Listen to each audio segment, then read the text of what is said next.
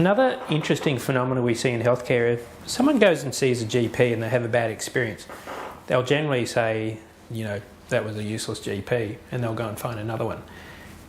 With chiropractic and physiotherapy, I find that people tend to tar the entire profession with the bad brush.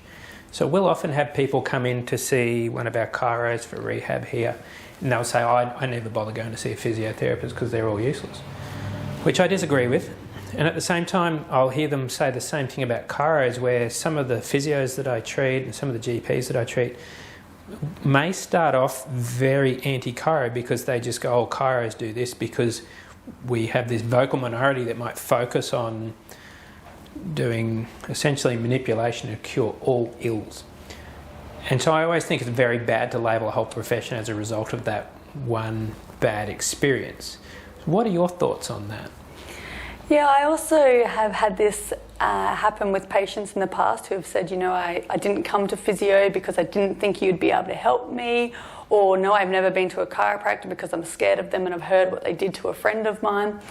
For me, it's all about finding an allied health professional who you can trust.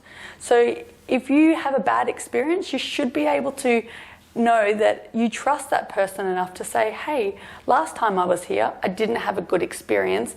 And I think sometimes patients lose their voice a little, and there's no reason for that. People should be able to step up with their healthcare, and no different to a GP. I often probably am more vocal than some of the patients, but I'll definitely question my GP, and if I still don't feel that the response is enough, then I'll ask them more. So again, I think that whether it's GP or allied health professional, you need to actually find your own voice and say, look, I didn't think that approach helped for me. Can you refer me on to somebody else or try again somewhere else?